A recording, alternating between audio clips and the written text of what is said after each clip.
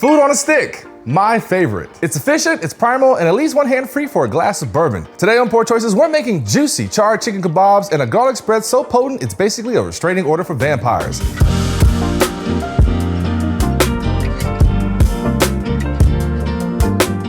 Starting out, we need to make our chicken marinade. So I've got half a yellow onion here and I'm just gonna grate it into this container. And not only is this onion gonna add flavor, the enzymes in the onion are gonna naturally tenderize the meat. It's gonna make sure these thighs are nice and melty in your mouth. Next, we'll whisk in 1/4 cup of full fat Greek yogurt, 2 tablespoons of tomato paste, 2 tablespoons of lemon juice, 2 tablespoons of olive oil, 1 tablespoon of smoked paprika, 1 teaspoon of cumin, 1 teaspoon of kosher salt, and half a teaspoon of freshly cracked black pepper. Whisk it all together and it's gonna look like a nice thick deep red lava paste. Then we're just gonna cut up 2 pounds of chicken thighs. You could use chicken breast, but thighs are just so much better for this. And we're gonna cut these into about 1.5 inch chunks. They don't have to be perfectly 1.5 inches, but you just want them uniform. That way they'll all cook evenly. Toss them in our marinade, massage everything, making sure everything is covered. Chicken loves to find ways to have crevices where no seasoning or marinade touches. So get your hands all up in there. And then we'll just cover it and refrigerate it for at least 4 hours, but up to 24 hours.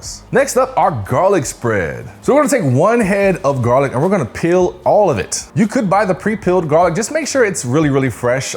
Sometimes we just don't know how long the garlic's been sitting there at the grocery store, and as it sits over time, it's gonna kind of lose its potency. And if you're saying to yourself, John, there is no way I'm about to peel 25 pieces of garlic, I've got a little trick for you. Take all your garlic pieces, throw them in a container, and shake it like your life depends on it. I'm talking pure violence. Whoever your most hated person is in the world, pretend their brain is inside this container. That got kind of dark. But if you do it hard enough for about a minute, all that garlic should come out of its peels, or at least most of it. One other thing we want to do is just make sure that none of the garlic has any of those green stems poking out of it. If you see anything like this that's leaning towards that green stem, just try to cut it out, cut around it. If we leave it in, it's gonna add a bitterness to our spread, and we just don't want that. Now, all garlic is not created equally. There are huge bulbs of garlic, there are small ones. So I'll give you some tips later on if you don't have enough garlic. Right now, we wanna get all that garlic into a food processor, and we're gonna throw in 1 teaspoon of kosher salt. And we're gonna pulse it till it's nice and fine like a damp snow. Then we're gonna add in 1 tablespoon of fresh lemon juice, and we're gonna pulse that into a smooth paste. And then with our food processor running, we're gonna drip in 1 cup of neutral oil in a stream. I'm talking about a stream thinner than a toothpick. And that's one of the cool things about having a food processor is a lot of them come with this topper where you can pour oil in and it'll just slowly drip it in there. You could also do this in a blender, but you'll just have to be very mindful of slowly pouring in your oil. Do not just dump all this in there and go. We're trying to get an emulsification here, and the only way to do that is to slowly introduce this oil. And hopefully if you're doing this right, it'll transition from a yellow translucent paste to like a fluffy opaque white cream. And if it gets too thick for the blade, say you have way too much garlic in there, just add a splash of lemon juice. And if the bowl starts to feel warm, drop in at least 1 ice cube. Heat is the enemy of our emotions, so we definitely want to make sure this stays nice and cool. And if you find yourself in a situation like me, where this looks way too soupy, just add in 2 tablespoons of egg white. I had some egg whites in a carton, but you could crack a whole egg and just use the egg white from that. Pop that in there, run until you get a nice and smooth spread. Should have some peaks forming on it like it's a meringue. And then pop it into the container and throw that in the fridge, because the longer that sits in the fridge, the better it's going to get. And don't be afraid to give it a taste. It might need some more salt, might need some more lemon juice. It's pretty much good to go from here, but again, don't skip that refrigerator step. Next up is that golden rice. So I've got 2 cups of Basmati rice that I have rinsed until the water runs clear. And we're not doing this because we think the rice is dirty. We actually just want to remove that surface starch,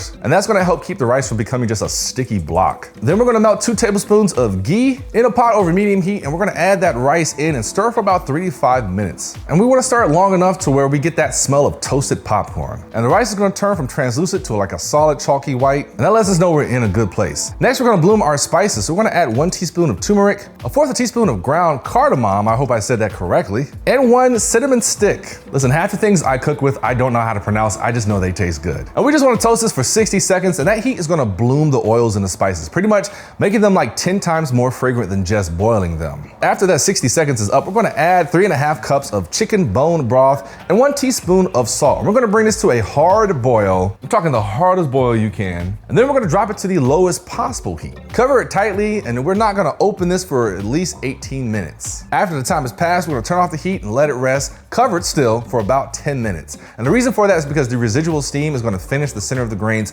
without burning the bottom. And while the rice is doing this thing, we're going to get ready to broil our chicken. You could grill these, you could air fry these, you could saute these, but I'm going for the broiler today to get a nice little flame kiss while still being in the kitchen. So you want to move your oven rack to about 4 inches from that heat element. So that could either be the top position or the second from the top position. And we want want to turn our broiler on high. Then we're going to take a tray, line it with some foil, and set a wire rack on top. This is important because it's going to allow the chicken to get all that heat around it, not just what's on top. Thread the chicken onto some metal skewers. You can use wooden skewers here too, but I feel like, and I have no science to back this, but I feel like the metal skewers get hot and transfer that heat to the inside of the chicken. So it's like it's cooking from the inside out as well as the outside in, if that makes any type of sense. Again, no science here, but if we believe half the things Joe Rogan says, you can believe me. Again, thread that chicken onto the metal skewers, and we just want to leave a little bit of space in between the chunks. That way the air flows around freely. And then we pop it into the oven underneath our broiler, and we want to go about 6 to 8 minutes per side. Give those skewers a flip, let them go another 6 to 8 minutes. If we have a food thermometer, we want to make sure they're at least 165 degrees, but since we're using chicken thighs, they can go all the way up to like 199 and be totally fine. What we really just want is that char. And once the time is up, we just want to get them out of the oven and let them rest for about 5 minutes before sliding them off of our skewers. And 5 minutes is plenty of time to make our poor choice, which is just a simple ginger highball. So we're gonna fill a tall glass with some ice. We're gonna add about 2 ounces of bourbon, top it with some ginger beer, and squeeze in a massive lemon wedge.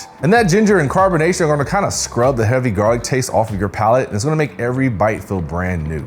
All right, so my favorite part of the video, plating. So we're gonna go down with our garlic sauce. I'm gonna attempt to do this little swoop thing. So just place down a dollop, take the back of your spoon and just literally swoop it. Then we'll lay down a nice bed of our golden rice. We'll place our kebabs down however you want. If you wanna take them off the skewer or leave them on, you can, but I'm gonna leave them on for the thumbnail. I've got some curly parsley here that I'm just gonna place down for color. Then a quick little dusting of sumac or samak, however you wanna say it. It's just going over the kebabs and the garlic sauce. And that, my friends, is a chicken kebab plate. Hey, this is Poor Choices Kitchen. We have a Patreon link down in the description. $1 a month is all we ask for to pay for recipes. And here at Inflated Times, and boy, these times are inflated. There's also YouTube memberships. Those do the exact same thing. Everything goes towards ingredients and cleaning supplies and all sorts of cool things like that. And I'm looking forward to getting back to a regular schedule. I had to take a little 2-month break because I had just started a new job and it required my full undivided attention. Hence why part of this episode is voiceover, because I just literally did not have time to film it the way that I normally do. But voiceover or not, this is still a really great recipe. So let me know how these turn out in the comments. Let me know if you want me to do any other proteins. I know there's lamb, there's beef, there's so many other options other than chicken. I just figured chicken was the easiest one to start with.